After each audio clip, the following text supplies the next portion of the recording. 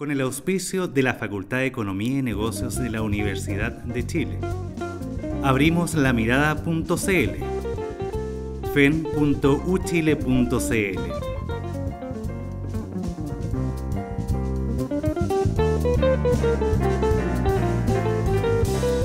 Presenta La Mesa. Bienvenidos a este nuevo capítulo de La Mesa, la coproducción del Mostrador Mercados y la Facultad de Economía y Negocios de la Universidad de Chile. Nuestro invitado hoy, Gonzalo Durán, economista de la Fundación Sol, una persona que junto con su equipo ha cambiado un poco el debate, sobre todo sobre el tema de la desigualdad y la calidad del trabajo en los últimos 3-4 años. Lo tenemos acá invitado para que venga a hablar de la reforma tributaria. Nos llegaron muchos mails de que los que habíamos tenido eran todos críticas que venían de la centro derecha neoliberal, y ahora tenemos una persona que es más progresista, que tiene números duros y que nos va a decir qué es lo que piensa él, qué es lo que le gusta, qué es lo que le gusta. Gracias por venir.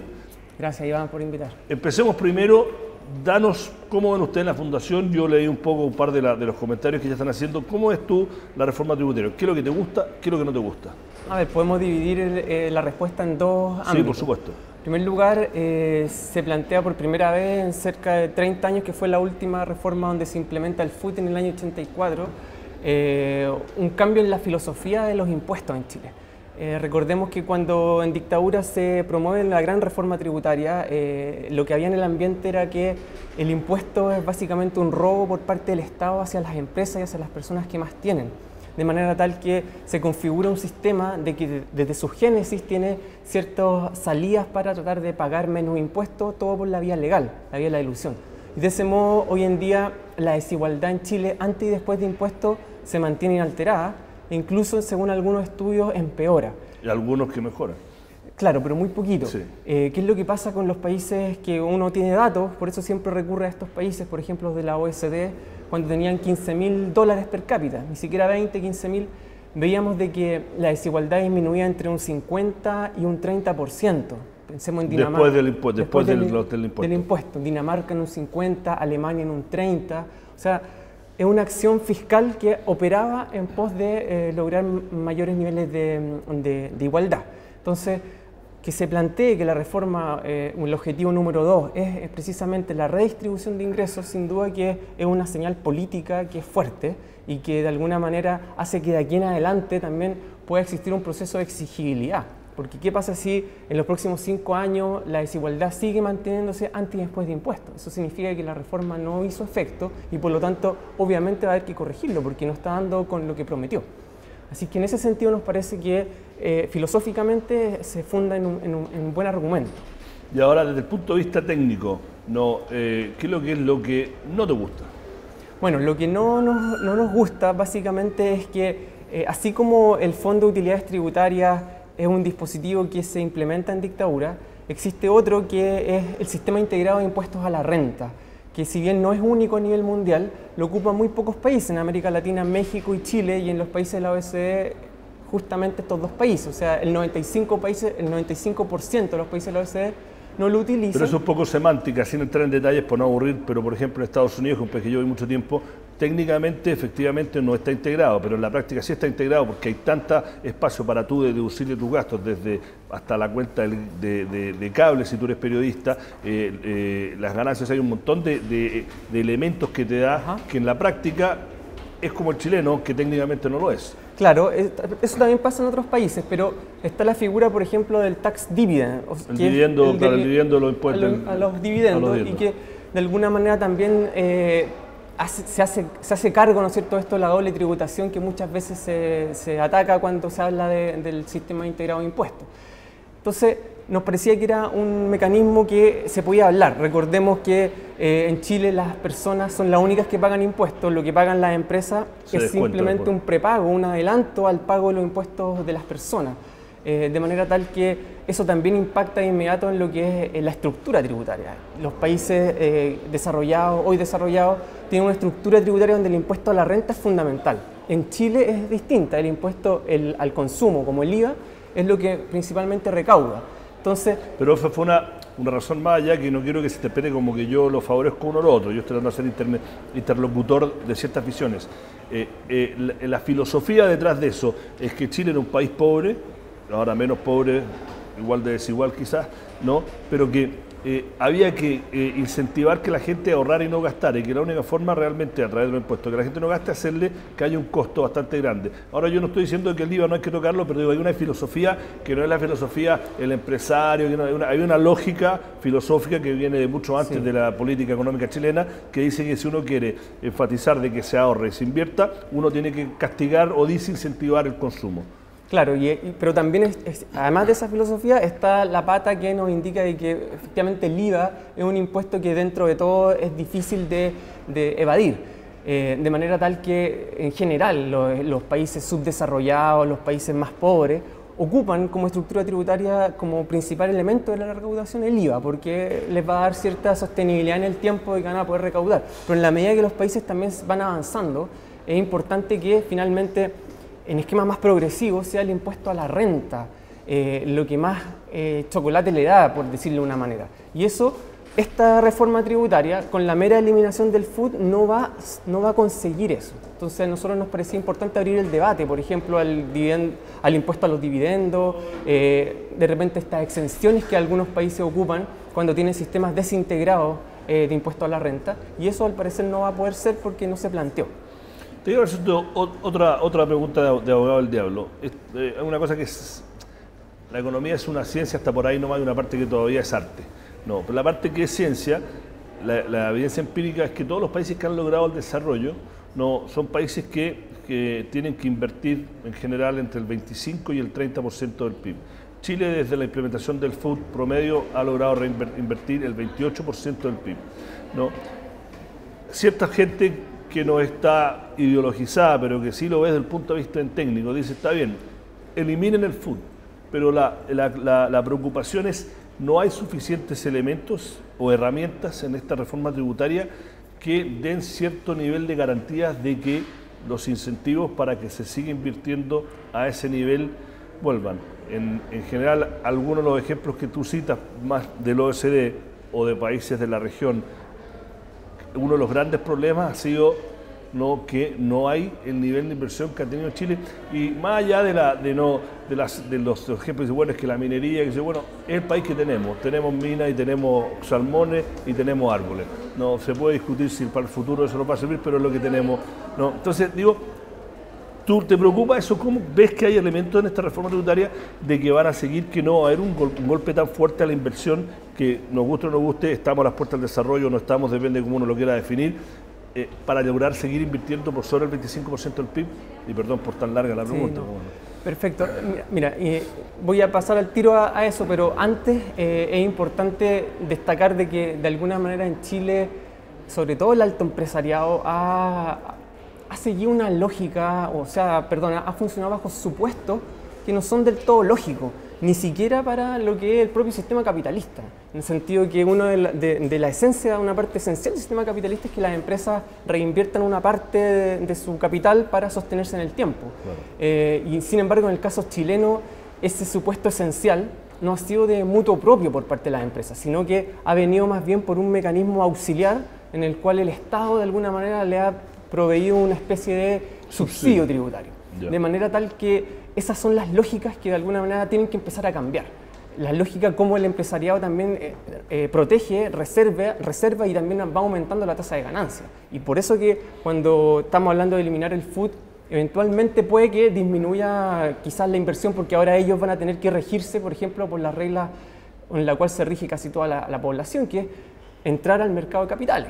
Y eso significa, ¿no es cierto?, ir al banco y tratar de reinvertir de esa manera, no con fondos quizás propios que ahora van a tener que tributar. Y por otro lado también hacer aumentos de capital y buscar estrategias para de esa manera aumentar su nivel de recursos para fomentar la inversión.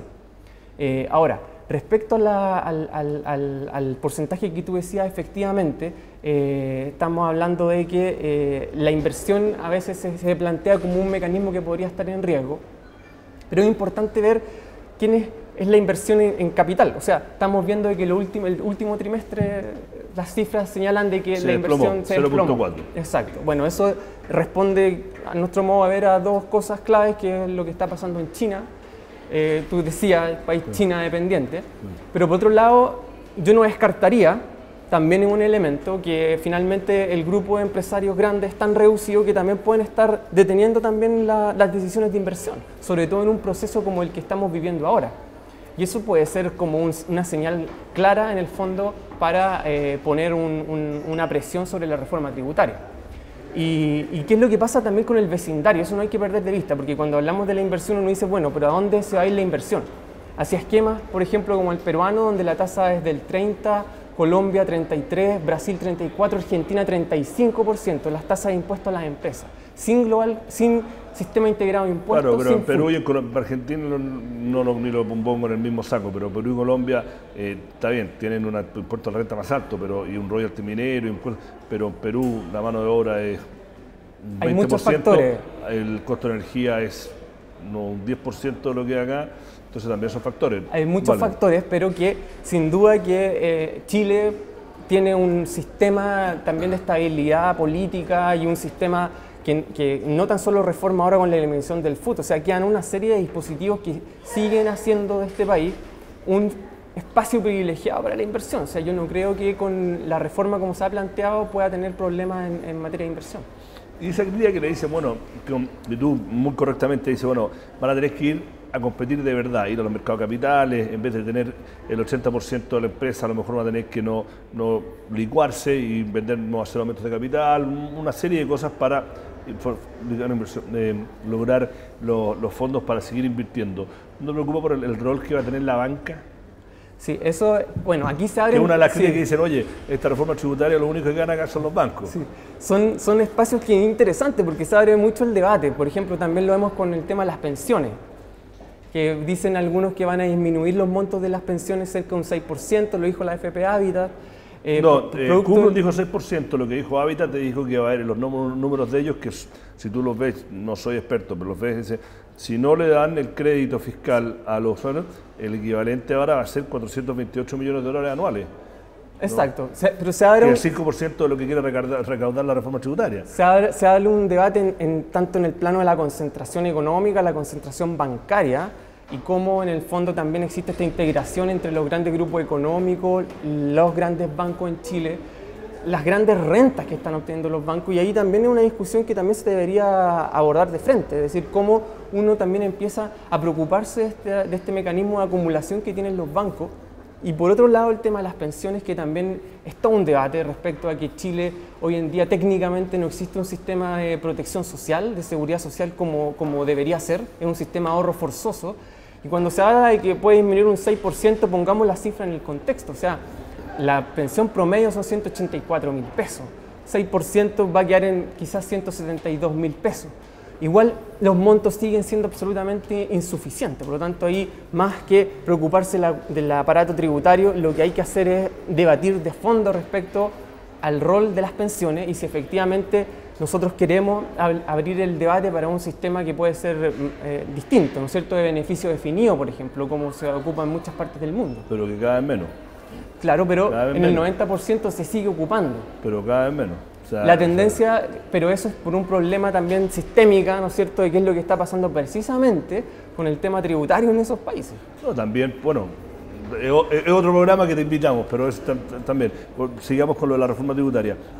¿Cómo crees tú que va a ser el debate y desde el punto de vista cómo se está manejando? ¿Tú crees que la reforma va a pasar tal cual? Ayer le hicieron un par de cambios para quitarle ciertas facultades al Servicio de Impuestos Internos que mucha gente consideraba un poco, por usar un término de la Guerra Fría, estalinista, no, pero que el Estado le dan demasiadas atribuciones al Servicio de Impuestos Internos.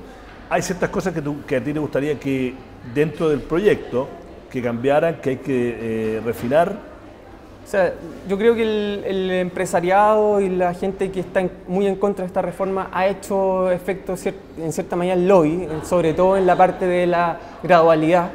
Cuando se presentó esto en la campaña presidencial no se hablaba mucho de tiempo y ahora ya el impuesto, por ejemplo, se dice que a las empresas ya para el 2017, 2018 y ciertas gradualidades que quizás por ahí van a tratar de disminuir un poco el impacto. Ahora el gobierno ha dicho que no va a cambiar en el fondo las expectativas de recaudación. Ahora, lo que a nosotros nos parece importante, que igual que en cualquier negociación, nosotros lo vemos mucho en las negociaciones colectivas, esto finalmente opera como si fuera un plato de comida donde tenemos una ensalada que es el agregado y que ojalá que no nos perdamos ahí. ¿Y cuál sería esos agregados? Estamos hablando de estos impuestos correctivos, cientos de impuestos menores, que en el fondo la discusión, a nuestro modo de ver, no debería situarse ahí, sino que en el plato fuerte, que es efectivamente lo que está pasando con el food y que ojalá ahí la globalidad a nosotros nos parece que no debería ser tal. Y por otro lado, ¿qué es lo que pasa con el food acumulado? Estamos hablando de 270.000 millones de dólares, el PIB de Chile, que efectivamente va a crecer, porque este dispositivo va a poder seguir ocupándose hasta 2017. Entonces, ¿qué pasa con ese sistema? O sea, se establece que eso se va a mantener en régimen tal como está, y por lo tanto hay una suerte de condonación, porque esos impuestos nunca se van a pagar. Entonces eso también a nosotros nos merece que es materia de discusión. Mirando al futuro, la reforma tributaria como se planteó, ¿es lo que se anticipaba? ¿Es tan ambiciosa? ¿Es tan progresista como la gente que votó a la nueva mayoría del gobierno? A ver, yo creo que sin duda el cambio en el eje filosófico es un punto que nosotros lo valoramos mucho, que ahora se diga que los tributos sí son un mecanismo para redistribuir ingresos. El cambio en la eliminación del food es algo que va a afectar al alto empresariado, sin duda, a los dueños de esas empresas. Pero a nosotros nos echamos de menos la discusión sobre el sistema integrado de impuesto a la renta. Quizás si eso hubiera estado presente y pudiéramos haber hecho un análisis respecto a cuáles son las alternativas, quizás hubiera sido mucho más proyectable en el fondo el impacto que efectivamente tendría sobre la distribución, sobre el coeficiente Gini, por ejemplo, sobre otros indicadores de desigualdad. ¿Y por qué es tan importante, más allá de las razones por las cuales, por qué para ti parece tan importante que se separe? Nosotros tenemos entendido de que en algún momento dentro de la campaña de la nueva mayoría fue un argumento que se propuso y fue debatido a alta esfera y al final se desechó, ¿no? ¿Por qué crees tú que eso hubiese sido, más allá de las explicaciones desde el punto de vista macroeconómico? Bueno, primero, cuando uno revisa la literatura en el fondo de los sistemas integrados versus no integrados, aparece mucho el énfasis respecto a hacer la diferencia, por ejemplo, con el impuesto a las personas, que cuando se diferencia y se integran los sistemas como el caso chileno, también se da mucho el espacio a que planificadores tributarios busquen en el fondo toda la alternativa para que se paguen menos impuestos por la vía legal, debido también a estas diferencias, ¿no es cierto?, en las tasas de impuestos. De ahí hay algunos que han planteado la tasa de impuestos planos, por ejemplo, pero donde ambas, empresas y personas, pagan impuestos. ¿Y por qué es tan importante? Porque finalmente que las empresas comenzasen a pagar impuestos, como entre paréntesis lo hacían antes de la dictadura, que antes funcionaba así, eso va a aumentar significativamente también la recaudación, la carga tributaria, que hoy en día está... O sea, nos está ganando el tiempo, no te crees, pero o sea, usar ese ejemplo, o sea, antes de la dictadura, independiente de lo que uno opinaba políticamente, era un país que había 45% de pobreza y se invertía el 11% del PIB. Claro, pero el 95% de los países de la OECD, independiente de lo que tú dices, que pueden tener ahí mixtura, existen cuotas de integración, lo ocupan el 95% de los países. Entonces, ¿por qué no mirar también esa solución? Entonces a nosotros nos parece una pregunta válida. ¿Por qué no discutir y abrir la discusión en ese plano? Ok, bueno, Gonzalo Durán, muchas gracias por haber venido, se nos acabó el tiempo. Este ha sido otro capítulo de La Mesa, esta coproducción del Mostrador Mercados y la Facultad de Economía y Negocios de la Universidad de Chile. Acuérdense de seguirnos por Twitter, meterse en la página de Facebook. Gracias por venir y será hasta la próxima. Bueno, muchas gracias.